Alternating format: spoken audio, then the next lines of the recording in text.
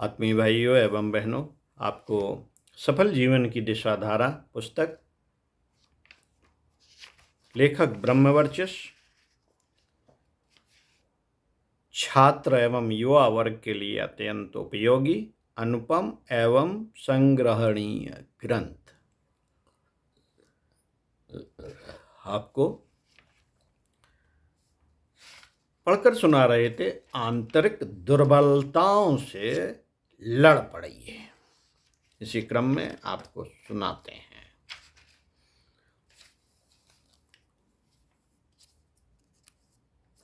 साथियों, कौन कौन से दोष, दुर्गुण, दुष्प्रवृत्तियां एवं दुर्भावनाएं हमारे जीवन की उन्नति में किस प्रकार बाधक बनती हैं? नंबर 1, दुर्व्यसन। साथियों, सबसे दुर्गुणी व्यक्ति दुर्व्यसनी होता है। दुर्व्यसन मनुष्य के शारीरिक और मानसिक दोनों प्रकार के स्वास्थ्यों के शत्रु होते हैं। शराब, जुआ, व्यभिचार ही नहीं बल्कि आलस्य, प्रमाद आदि भी दुर्व्यसन ही हैं। यदि मनुष्य शराब पीता है या अन्य किसी प्रकार का नशा करता है, जुआ खेलता है अथवा व्यभिचार में प्रवृत्त है, तो वह न केवल धन का क्षय करता है अपितु अनेक प्रकार की शारीरिक, मानसिक एवं बौद्धिक व्याधियों को भी आमंत्रित करता है। उन्नति के लिए इनका त्याग अत्यंत आवश्यक है। नंबर 2, अहंकार एवं लोभ। जीवन प्रगति में मनुष्य का अहंकार बहुत बड़ा बाधक है। अहंकार से भेद बुद्धि उत्पन्न होती है जो मनुष्य को मनुष्य ही दूर कर देती है। मनुष्य में पाप प्रवृत्तियां प्रबल हो उठती हैं। वह न करने योग्य कार्य करने लगता है, वह न करने योग्य कार्य करने लगता है। अहंकार के दोष से मति विपरीत हो जाती है और मनुष्य को गलत कार्यों में ही सही का भान होने लगता है। अहंकार और लोभ एक दूसरे के अभिन्न साथी है। जहां एक होगा वहां दूसरे का होना अनिवार्य है। अहम के दोष से मनुष्य का लोभ इस सीमा तक बढ़ जाता है कि वह संसार की प्रत्येक वस्तु पर एकाधिकार चाहने लगता है।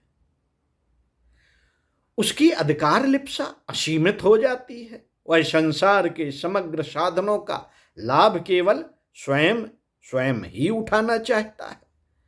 किसी को उसमें भागीदार होते नहीं देख सकता। निर्बल अहंकारी जो समाज का कुछ बिगाड़ नहीं पाता, अपने मन में जलता, भुनता और क्षोभ करता रहता है। अपना हृदय जलाता, शक्ति नष्ट करता है। साथियों, उन्नत एवं प्रगति के लिए किए जाने वाले प्रयत्नों में अहंकार का त्याग सबसे प्रथम एवं प्रमुख प्रयत्न है।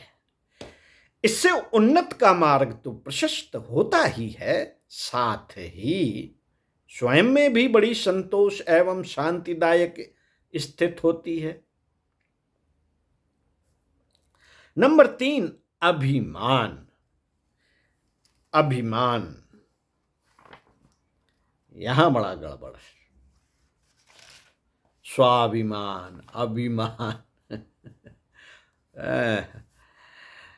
साथियों, जब मनुष्य अपने आप को सामान्य स्तर पर न समझकर असाधारण, विशेष, बड़ा, महत्वपूर्ण समझने लगता है, तभी अभिमान का अंकुर फूट निकलता है, जो दिनों दिन बढ़ता हुआ विशाल रूप धारण कर लेता है।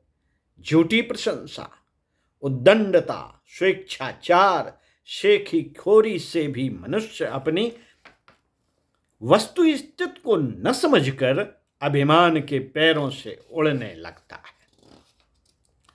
अपने रंग रूप, सामर्थ्य, शक्ति की विशेषताओं का अभिमान मनुष्य के पतन का कारण बन जाता है। वह कुछ का कुछ लगने लगता है। उसकी विवेकशीलता, विचार बुद्धि, दूरदर्शिता मारी जाती है। इससे अनायास ही दूसरे लोग शत्रु बन जाते हैं। अपने उक्त व्यवहार के कारण दिनों दिन उसके विरोधियों शत्रुओं की संख्या बढ़ जाती है और यही पतन, असफलता, विनाश का मार्ग है। उसकी सारी शक्ति विरोधों, द्वेष, षड्यंत्रों में नष्ट हो जाती है। रचनात्मक दृष्टि से वह कुछ भी नहीं कर पाता, कुछ भी। किसी का विषय क्षेत्र में अभिमान हो जाने पर मनुष्य की प्रगति विकास का मार्ग अवरुद्ध हो जाता है। साथियों, न्यूटन महोदय ने अपने गणित की महत्वपूर्ण खोज काफी समय तक प्रकाशित ही नहीं की, किंतु बहुत समय बीत जाने के बाद उन्होंने उस खोज को एक पत्र में प्रकाशित कर दिया, तो अनेक लोगों के धन्यवाद, अभिवादन, प्रशंसा पत्र उनके पास आने लगे। इस पर उन्होंने दुखी होकर कहा था, अब मेरी प्रसिद्धि खूब बढ़ेगी, किंतु विद्या जिसके लिए मैंने जीवन लगा दिया उसका विकास रुक जाएगा, उसका विकास रुक जाएगा। नंबर 4, अनियंत्रित महत्वाकांक्षाएं। साथियों, हमें लक्ष्य भ्रष्ट करने में विकृत महत्वाकांक्षाओं का बड़ा हाथ है। ये हमें जीवन के सहज और स्वाभाविक मार्ग से भटका कर गलत मार्ग पर ले जाती हैं। इनके कारण हमें जो करना चाहिए वह जो नहीं करना चाहिए, हमें जो करना चाहिए उसकी तो हम उपेक्षा कर देते हैं, और जो नहीं करना चाहिए वह करने लगते हैं। यूं जीवन में आकांक्षाओं का होना आवश्यक है, क्योंकि इनके बिना तो जीवन जड़ बन जाएगा, प्रगति का द्वार ही बंद हो जाएगा। आज संसार का जो विकसित प्रगतिशील स्वरूप दिखाई देता है वह बहुत से व्यक्तियों की आकांक्षाओं का ही परिणाम है। इन्हीं के कारण तो संसार में महान वैज्ञानिक आश्चर्यों के द्वार खोल देता है। महत्वाकांक्षा तो उत्कृष्ट महान आदर्शों के साकार करने का साहस तथा कर्मठता युक्त अभियान है, जिसके गर्भ में स्वस्थ और संतुलित मनोभूमि, जागरूक चेतना, विवेक युक्त बुद्धि काम करती है और जगत में आश्चर्यजनक सफलताओं के मार्ग खोलती है। विकृत महत्वाकांक्षा निम्नगामिनी होती है, जिसके कारण हम जीवन भर सहज मार्ग नहीं अपना पाते और दुख और असंतोष ही पाते हैं। साथियों, अपनी महत्वाकांक्षाओं के बारे में हमें विवेकपूर्ण बुद्धि से सोचना चाहिए कि वे कितनी यथार्थ और कितनी उपयोगी हैं। कहीं हम भुलावे में तो नहीं है, वे हमें जीवन के सही रास्ते पर ले जा रही हैं या हमें पथभ्रष्ट कर रही हैं। हमारी आकांक्षाओं के पीछे कोई प्रलोभन तो नहीं, कोई स्वार्थ बुद्धि तो काम नहीं कर रही। महत्वाकांक्षाएं यदि निकृष्ट स्तर की हों तो उन्हें त्याग देना चाहिए। श्रेयस्कर तो केवल श्रेष्ठता की ओर ले जाने वाली महत्वाकांक्षाएं ही हो सकती हैं। नंबर 5, असत्य।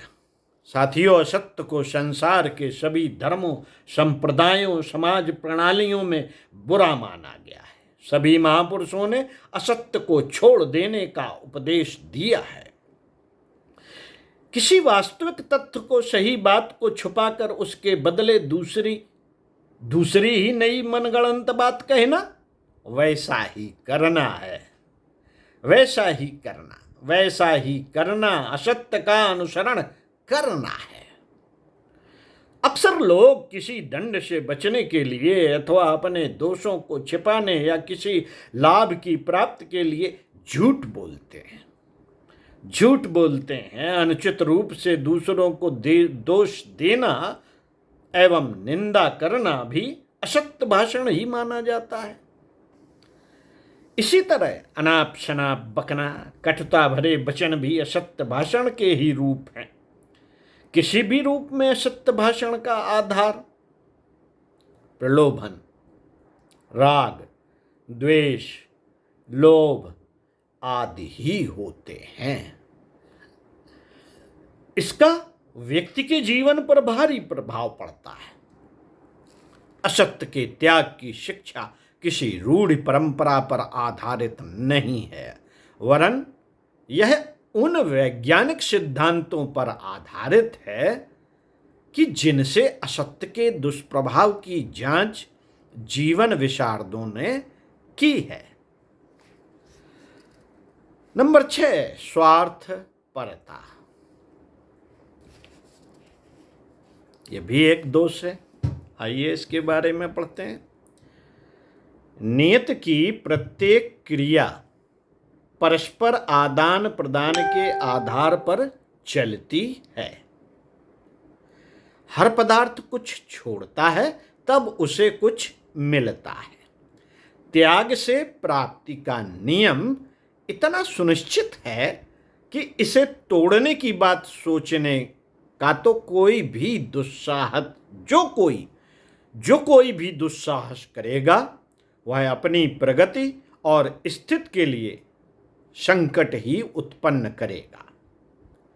प्रकृति की इस सुनिश्चित व्यवस्था को हमें ध्यानपूर्वक देखना और समझना चाहिए। साथ ही प्रयत्न यह भी करना चाहिए कि हम अपनी नीति, विचारणा, आस्था एवं क्रिया का निर्माण इसी आधार पर करते रहें। संकीर्णता और स्वार्थ के लिए मानवीय जीवन पद्धति में कोई स्थान नहीं हो सकता। जिस किसी के जीवन में इन्हें जितना स्थान मिलेगा, उसके लिए उतनी ही अवनति एवं आपत्ति की संभावना बनी रहेगी। स्वार्थ की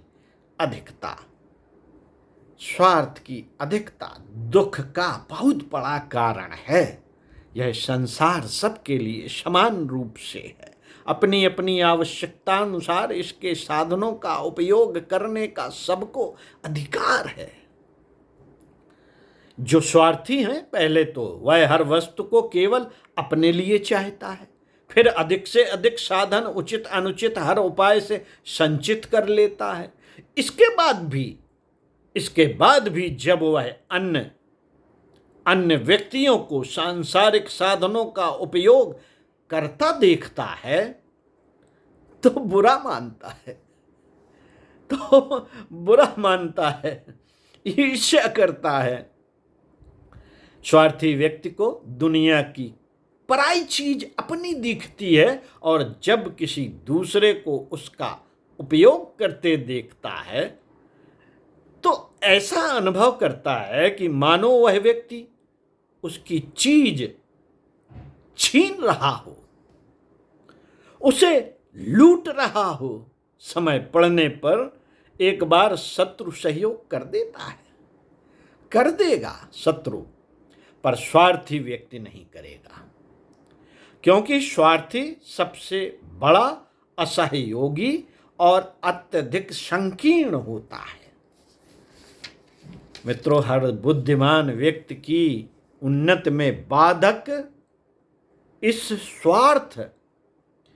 स्वार्थ के भयानक विषधर से अपनी रक्षा करते रहना चाहिए। ओम शांति। आगे और दोष दुर्गुण बताएंगे, सुनते रहिए।